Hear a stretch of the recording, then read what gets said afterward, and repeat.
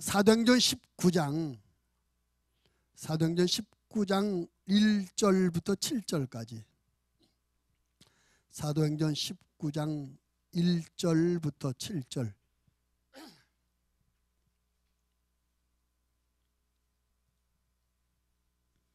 신약성경 220쪽 사도행전 19장 1절부터 17절까지 우리 함께 합독하시겠습니다.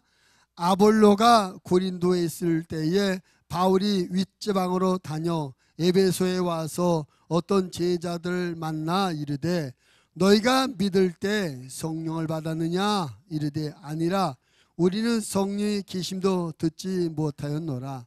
바울이 이르되 그러면 너희가 무슨 세례를 받았느냐 대답하되 요한의 세례니라. 바울이 이르되 요한이 회개의 세례를 베풀며 백성에게 말하되 내 뒤에 오시는 이들을 믿으라 하였으니 이는 곧 예수라 하거늘 그들이 듣고 주 예수의 이름으로 세례를 받으니 바울이 그들에게 안수함에 성령이 그들에게 임하심으로 방언도 하고 예언도 하니 모두 12사람쯤 되니라. 아멘. 제가 기도하겠습니다. 하나님 아버지, 우리를 사랑하셔서 하나님 앞에 나와 예배드리며 하나님 아버지의 말씀을 받을 수 있는 기회를 주심을 감사합니다. 이 시간 우리가 하나님 아버지의 말씀을 받으려 하오니 성령님 우리 마음의 문을 열어주시고 겸손한 마음으로 하나님의 말씀을 경청하게 해주시옵소서. 어떤 말씀을 주시든지 하나님께서 내게 주시는 명료로 받아들이고 믿음으로 아멘하여 하나님 앞에 영광을 돌려드리게 해주시옵소서. 또 오늘 말씀이 우리의 믿음이 되며 우리의 삶이 될수록 성령님 도우셔서 우리 믿음이 말씀에 뿌리를 내리고 건강하게 성장하게 해주시고 우리의 삶이 하나님의 말씀을 따라 거룩한 변화가 있는 삶이 돼서 하나님 앞에 영광이 되며 세상의 빛과 소금이 되며 나 자신에게 축복과 능력이 되는 말씀 되게 해 주옵소서. 종을 세우셨사오니 성령으로 충만케 하시며 성령으로 말하게 하여 주옵소서. 예수님 이름으로 기도드리옵나이다. 아멘.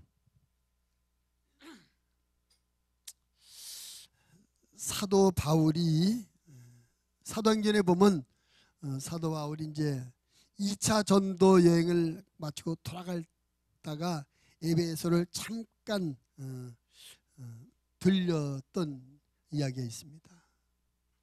에베소 잠깐 들려서 그들을 만나고 내가 훗날 다시 오겠다.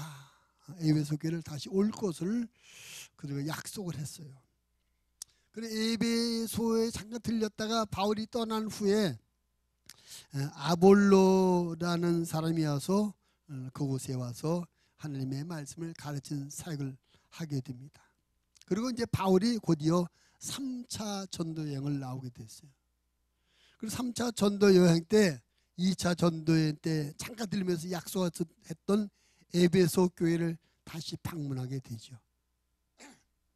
근데 그 교인들이 그 당시 한 12명쯤 있었다고 그래요. 12명.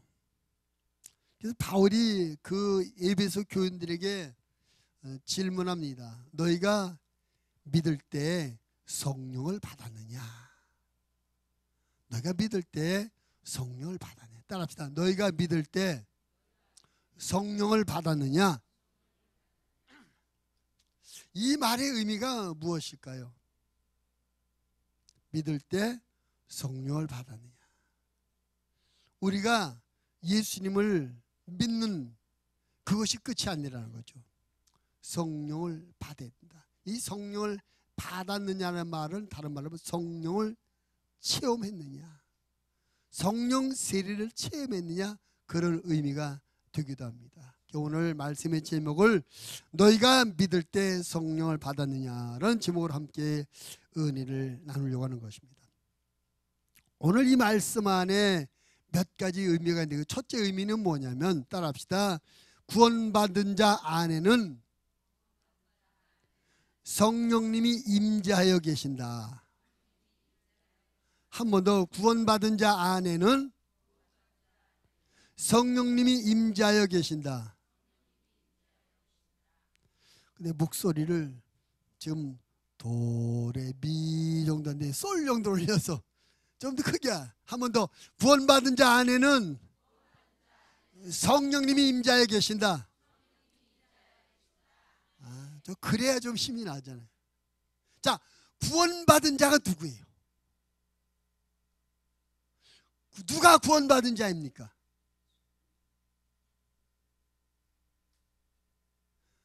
어떤 사람이 구원받은 자입니까? 예수님을 구주로 고백하고 믿고 그를 영접한 사람이 구원받는 자예요. 누가 구원받은 자라고요? 예수를, 다시 말해요. 예수님을, 세 가지가 필요한데, 첫째, 예수님을 뭘로? 예수님을 구주로,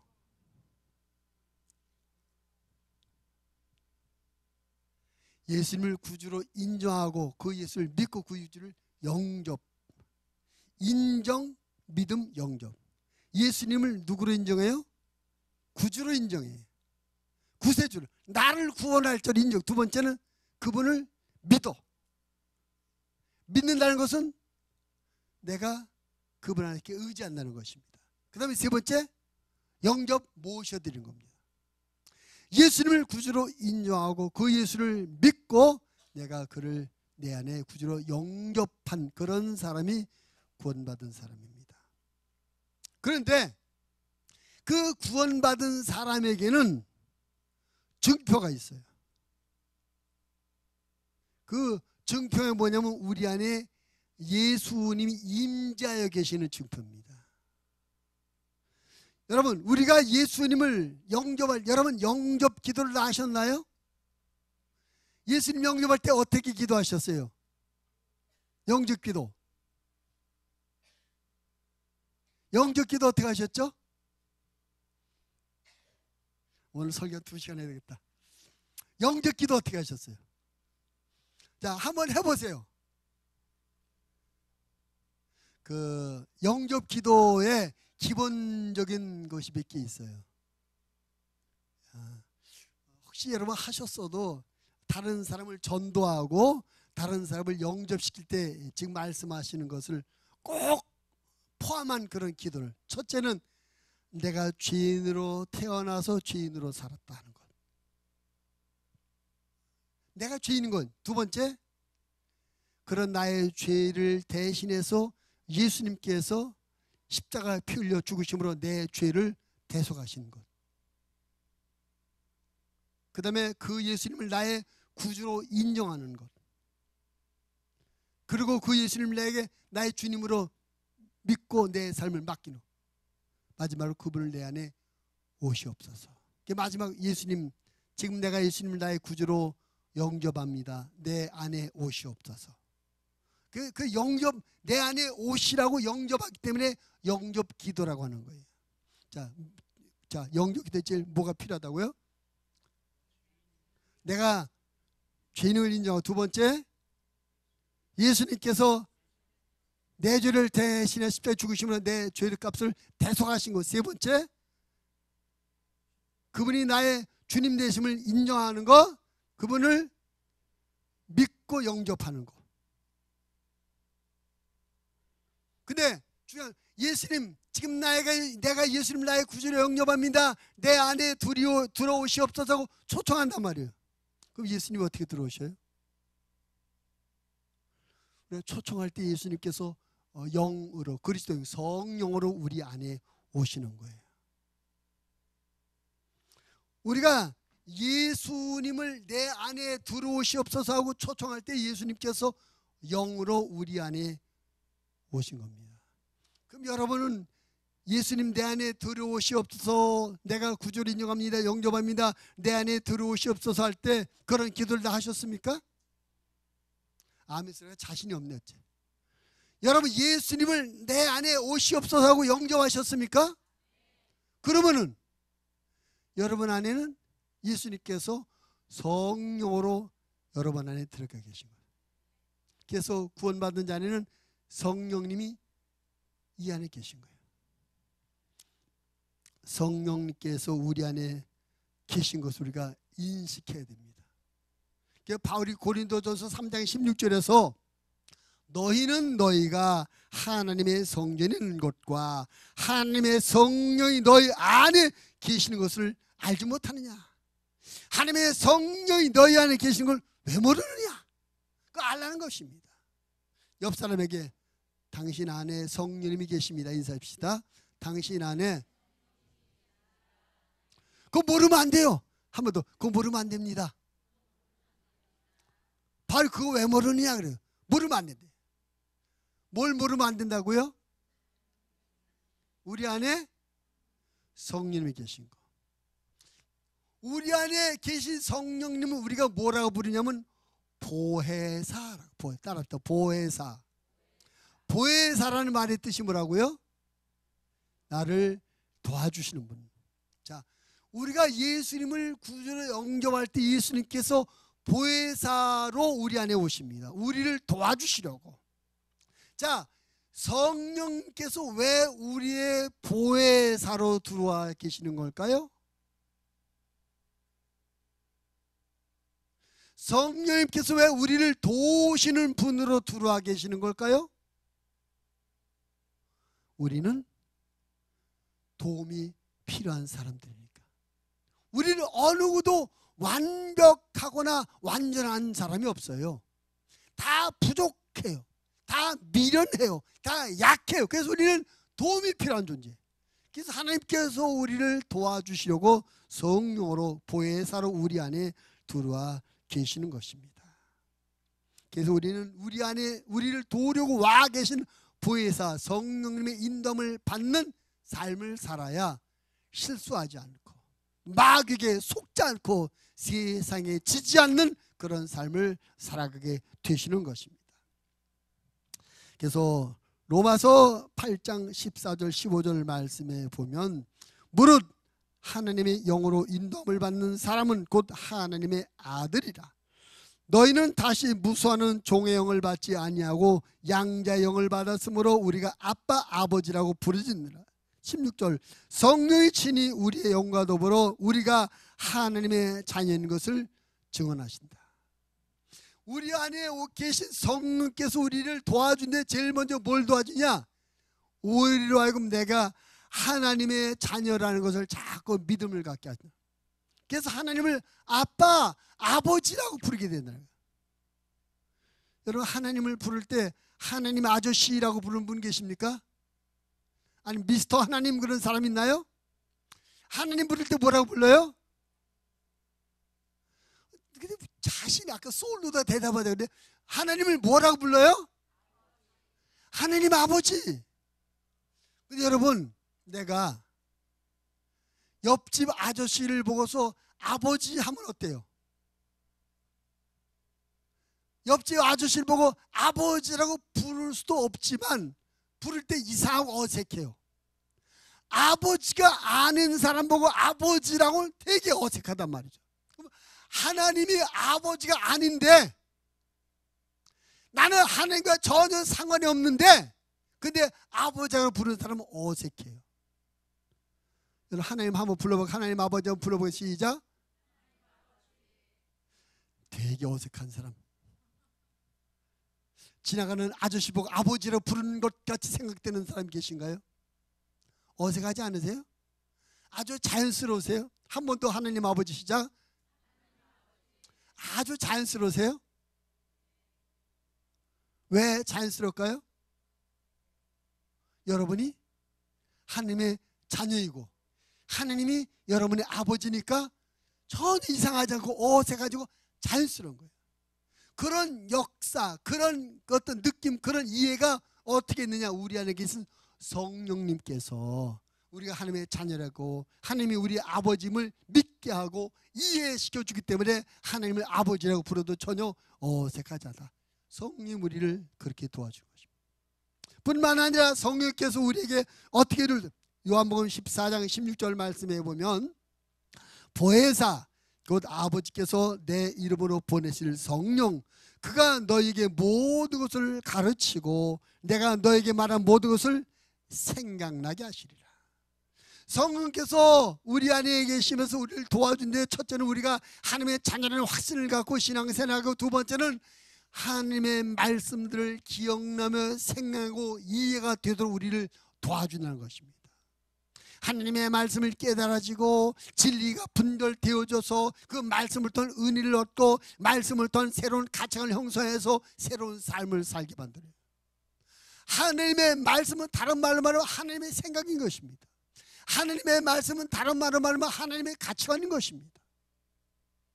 그래서 이 하나님의 말씀을 듣고도 이해가 되어지지 않고 이 말씀의 동의가 되어지지 않으면 우리는 요만큼도 변화가 되잖아요.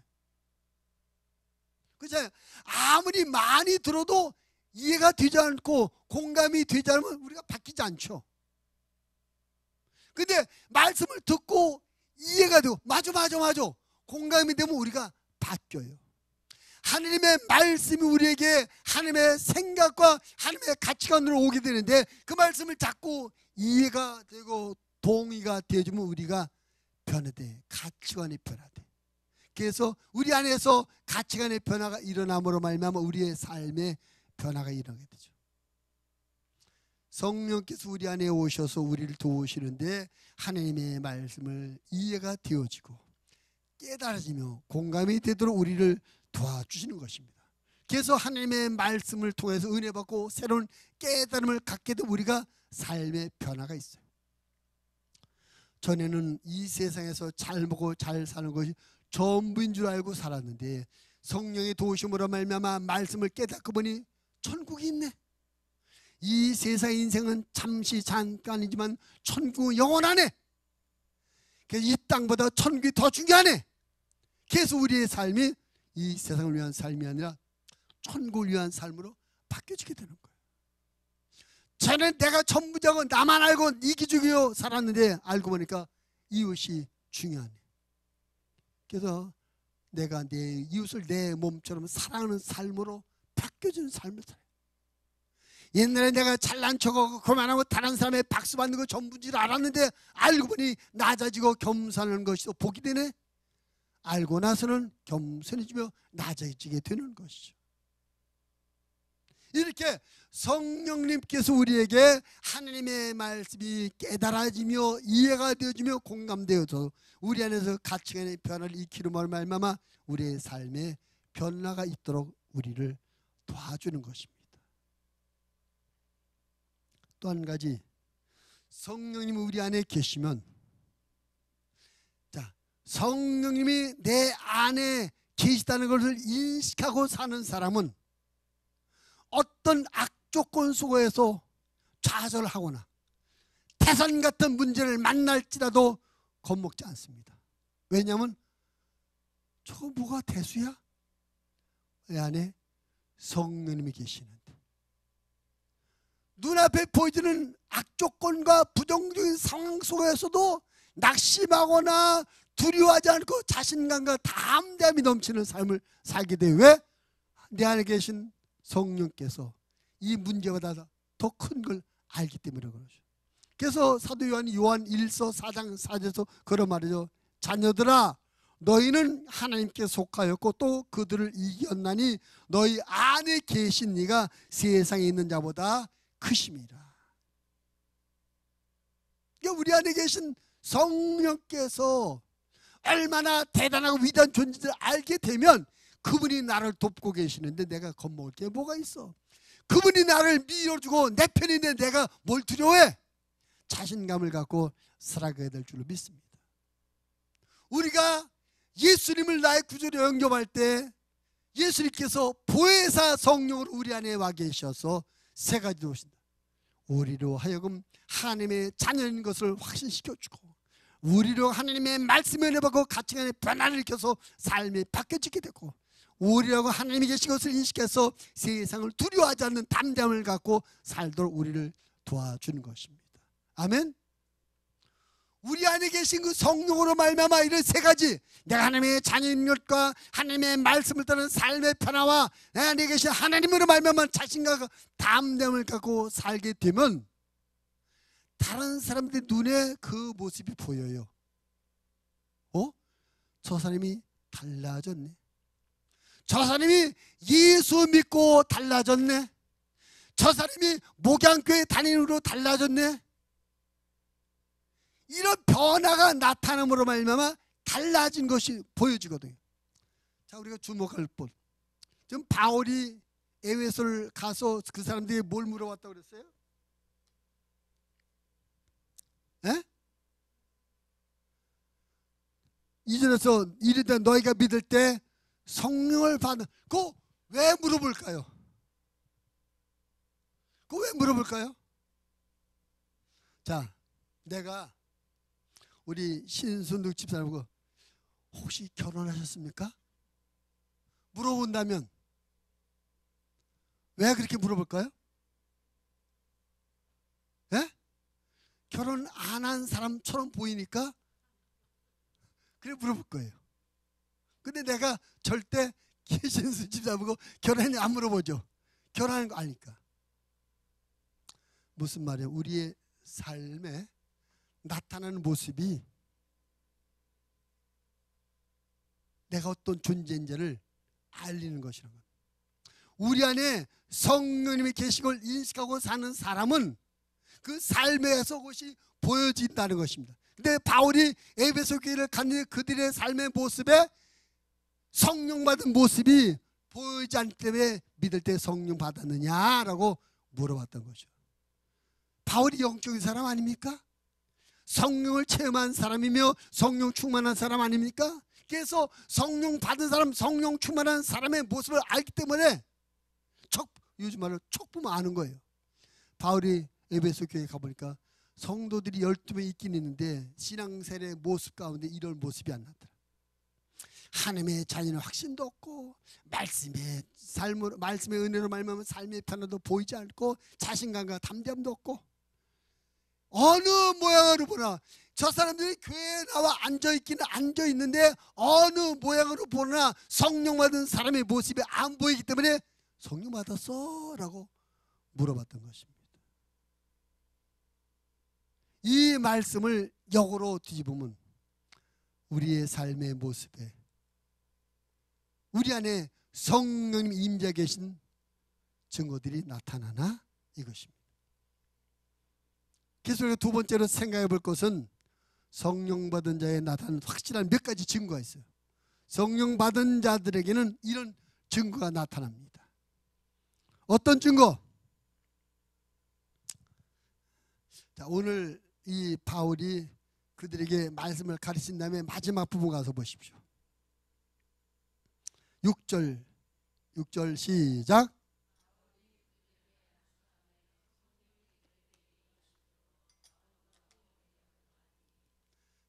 바울이 그들에게 예수를 믿도록 심어주고 기도해 주니까 성령이 그들이 임했다고 그래요. 근데 성령이 임함으로 말미암아 어떻게 됐다고요?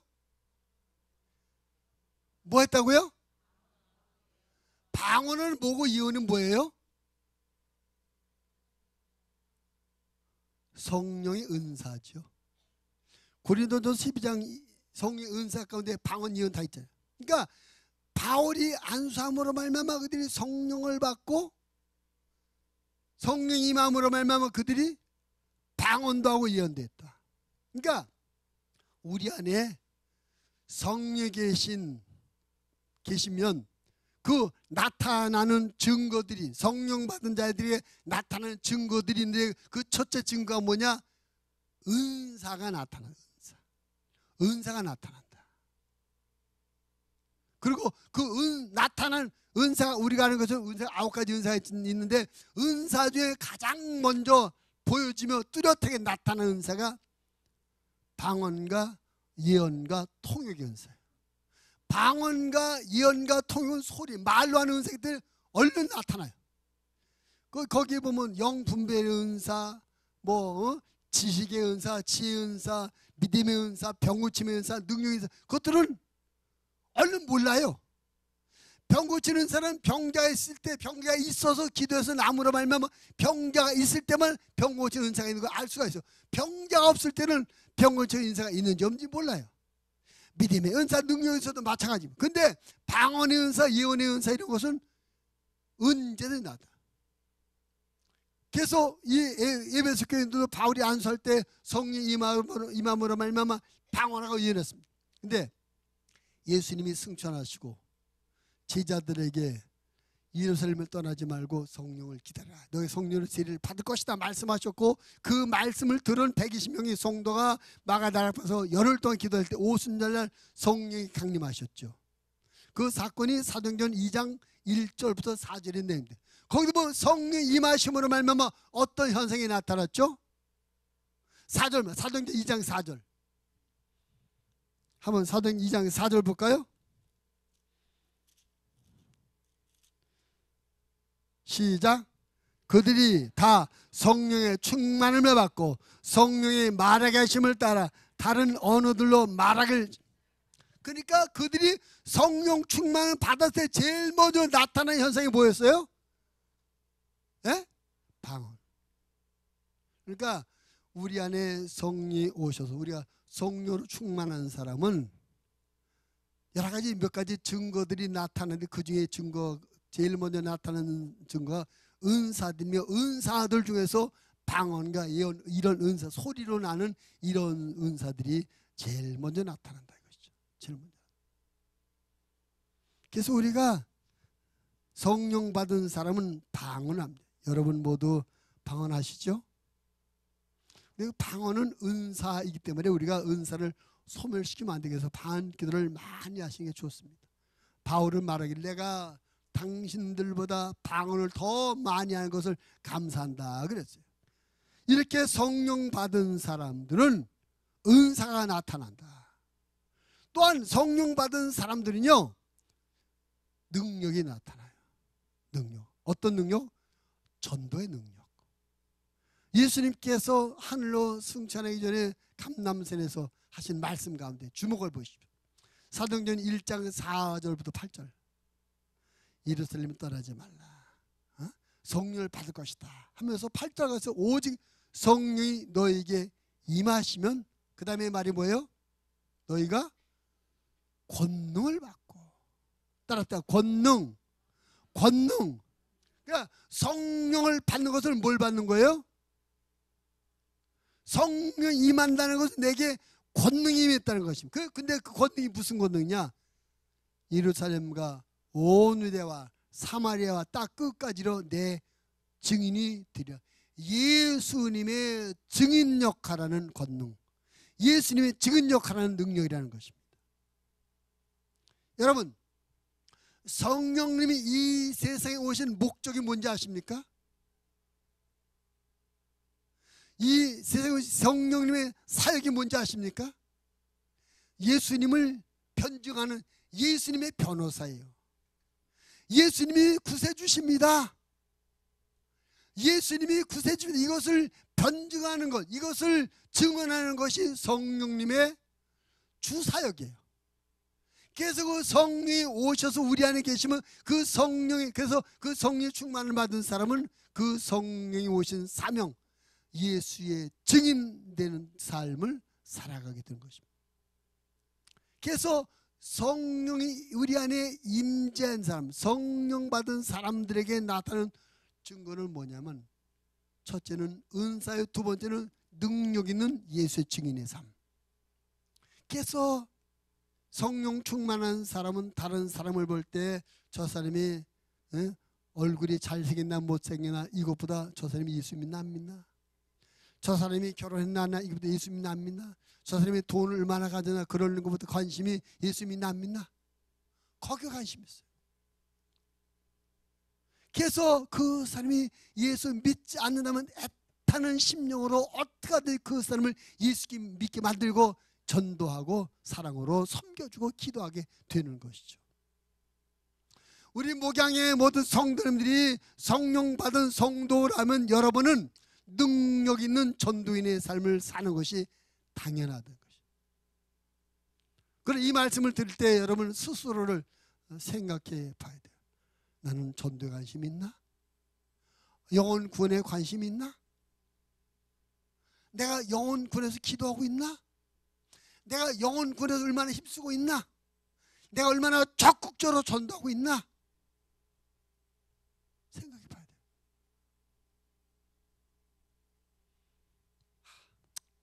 다른 사람 천국 가든지 말든지 나나 신앙생활 잘하면 되지. 그 성령 충만한 사람의 모습이 아니죠. 성령 충만한 사람, 성령 인도함을 받는 사람은 영혼에 관심이 있어요.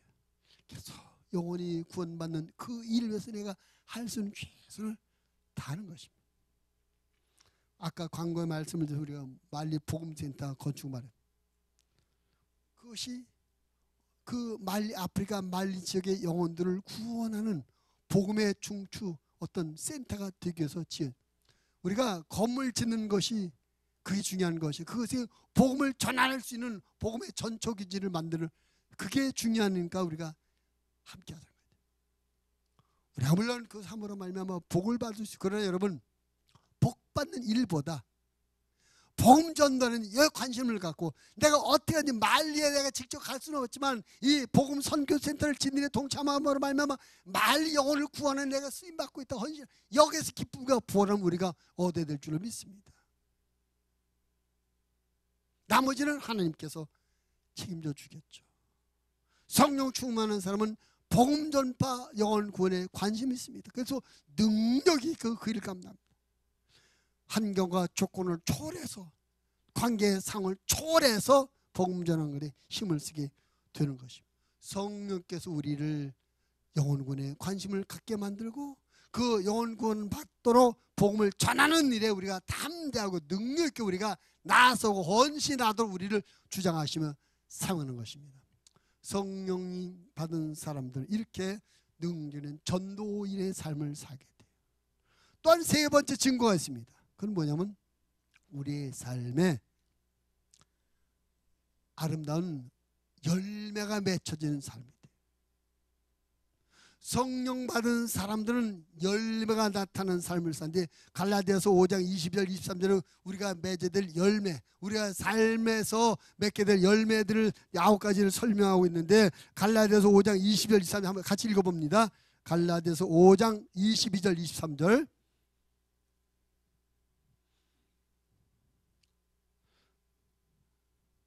한번 읽어봅니다. 시작. 오직 성령의 열매는 사랑과 희락과 화평과 오래 참음과 자비와 양선과 충성과 온유와 절제니 이 같은 것을 금지할 법이 없느니라.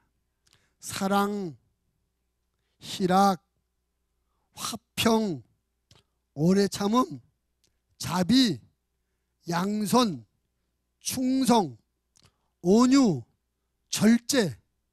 내 삶에는 이런 열매가 있나? 내가 사랑하고 있나?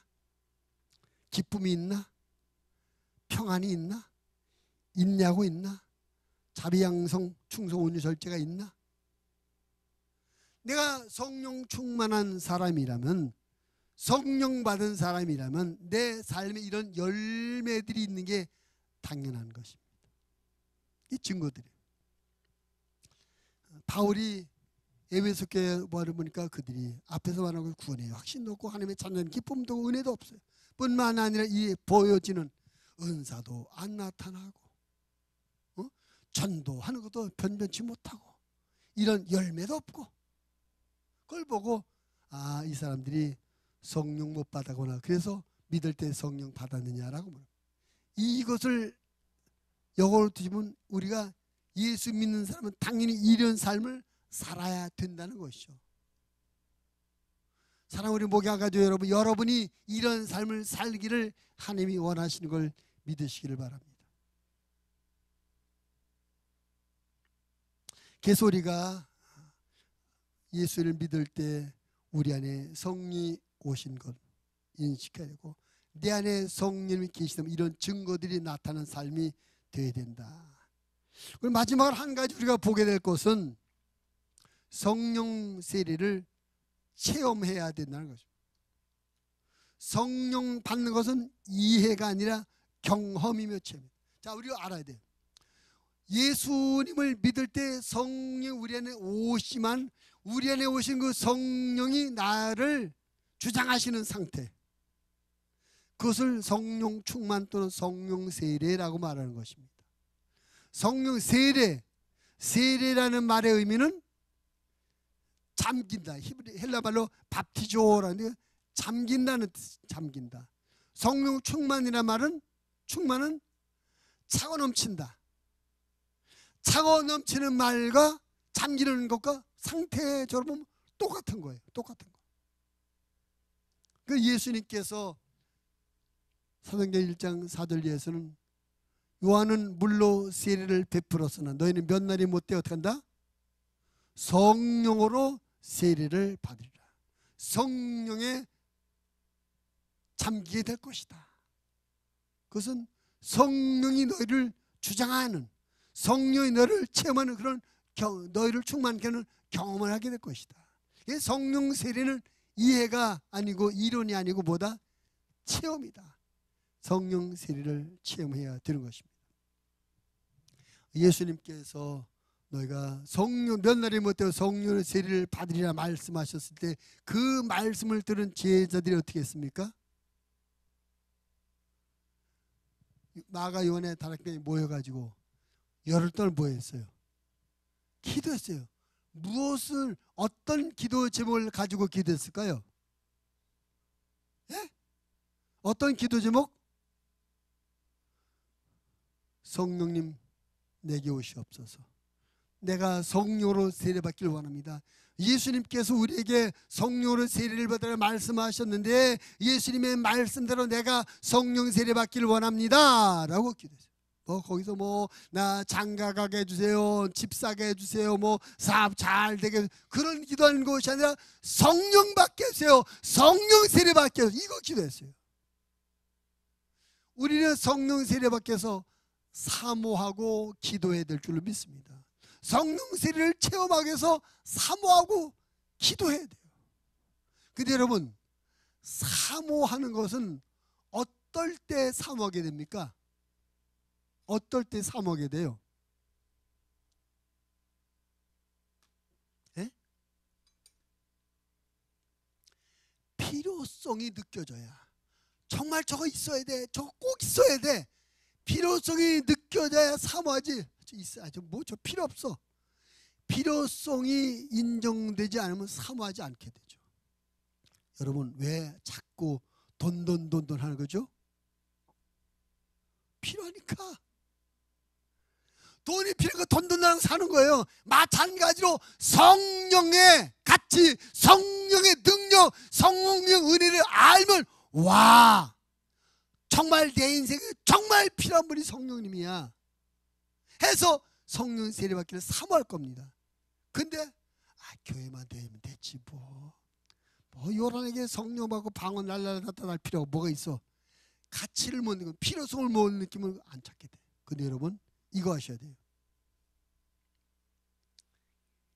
예수님께서 하늘로 올라가 직전, 아까 말씀은 똑같아요. 사도행전 1장 4절 8절 올라가시면서 이 세상에서는 마지막으로 유언처럼 하신 말씀이 그 말씀, 그 부분이에요. 사도행전 1장 4절 8절.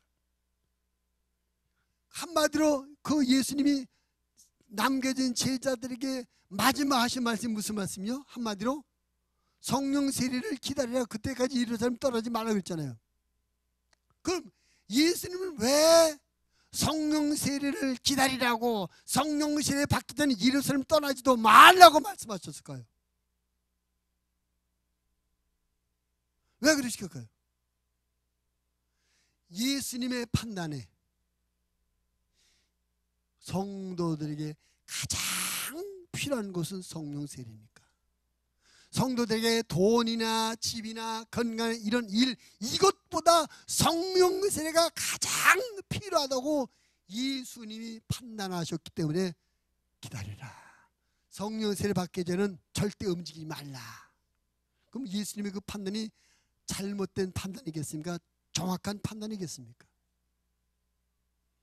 예수님의 판단이 정확하다고 인정되시면 크게 아멘 합시다. 그럼 우리가 그 예수님 판단을 받아들여야 돼. 맞아. 나에겐 성령 세례가 필요해. 나는 성령 세례가 정말 있어야 돼.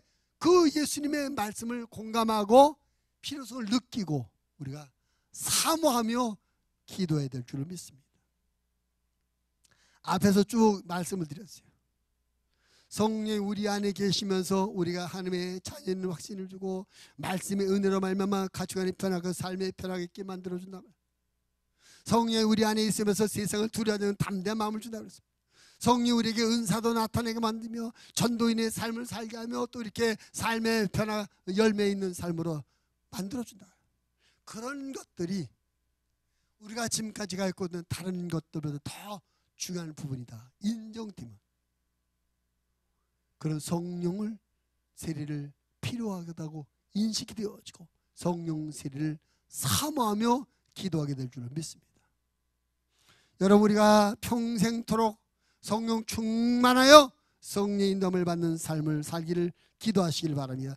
사모하는 마음을 갖고 기도하시길 바랍니다. 사모하며 기도하면 하나님께서 틀림없이 우리에게 성령 충만을 주실 줄 믿습니다. 그리고 우리가 사모하며 기도할 뿐만 아니라 성령님께 내 의지를 다 맡겨드려야 돼요. 성령이 내 몸을 쓰시도록, 성령님이 나를 쓰시도록 내드려야 됩니다. 맡겨드립니다. 내 자존심, 내 체면, 내 고집 때문에 안 돼라고 붙들고 있지 말고 성령님께 내드려야 돼요.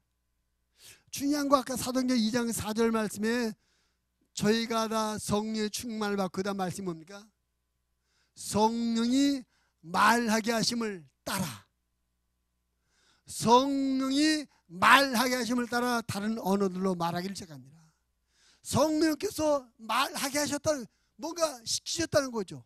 그리고 따라갔다는 것은 시키는 대로 했다는 것입니다. 안 돼, 나는 못해, 이상해 하고 고집하고 자기를 지킨 것이 아니라 시킨 대로 따라갔다는 것입니다. 그래서 성령 충만의 중요한 한 원리예요. 그래서 우리가 성령님 앞에 나를 드려야 됩니다. 성령님은 강제로 역사하지 않으셔요. 요한계시록 3장 20절 이런 말씀이 있어요. 볼지어다 내가 문 밖에 서서 두드리노니 누구든지 내 음성을 듣고 문을 열면 내가 그에게로 들어가 그로 더불어 먹고 그는 나와 더불어 먹으리라. 예수님께서 우리 문을 강제로 열지 않고 두드리신다는 두드림. 우리가 열어줘야 오신다. 혹시 여러분 성화 가운데 예수님이 어떤 문 밖에 서 있는 모습, 무슨 장미덩굴 동그란 문 있고 예수님 서 있고 그 장미덩굴 있는 그런 모습 보셨습니까? 근데 그 문에 보면 문고리가 없어요. 문고리가 있으면 잡아 끌 텐데 문고리가 없기 때문에 안에서 열어주어야만 들어갈 수 있어요. 그런 성화. 성화에 보면 하나하나가 다 의미가 있는 거예요. 그 무슨 의미냐? 예수님은 강제로 우리를 치고 들어오는 것이 아니라 우리가 인격적으로 인정을 열어주기를 기다린다. 마귀는 안 그렇죠. 마귀는 조금 틈만 보면 강제로 치고 들어 우리를 정복하고 우리를 장악해서 못되게 만들어요. 망하게 만들어요. 근데 성령님의 인격의 하나님이기 때문에 강제로 두르지 않고 우리가 마음의 문을 열어요.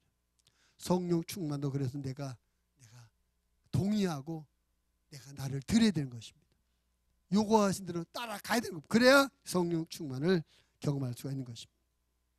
오늘 말씀을 바울이 에베소 교인들을 가봤더니 12명 정도 됐다. 아주 연약한 모습이었습니다. 아무리 봐도 저 사람이 성령 받지 못하는 것 같아서 물어봤어요. 너희가 믿을 때 성령을 받았느냐? 자, 그 바울 선생님이 지금 이곳에 오셔서 나와 여러분의 신앙의 생활 모습을 보신다면 이런 질문을 혹시 하지 않으실까? 이 사람 집사라고 하는데 도무지 성령도 못 받은 것 같아서 아무개 집사 너 성령 받았어? 물어보지 않을까? 우리가 그런 사람 참 부끄러운 우리들이 아니겠습니까? 성령 충만한 사람이네, 성령 받은 사람이네 라고 믿을 때 성령 받았냐? 이런 질문을 하지 않는 그런 우리의 신앙의 모습이 되어야 되지 않겠습니까? 여러분 인식합시다. 내가 이 세상을 살아갈 때 가장 필요한 존재는 성령입니다. 돈보다 먼저, 건강보다 먼저, 성공 출세보다 먼저 성령님이 내게 있어야 된다. 성령님이 내 안에 있어서 나를 주장하시고 내가 성령의 도움받아야 된다. 이런 인식을 가지고 내 의지와 내 모든 것 성령님께 내 맡겨드리고 성령 충만, 성령 나를 주장하시고 인도하시는 성령 충만한 삶을 살아서 하나님 앞에 영광을 들고 우리는 멋지게 믿음의 승리를 이루는 그런 삶을 살아가는 우리 모든 목양 가족들이 다 되시기를 주님의 이름으로 부탁을 드립니다.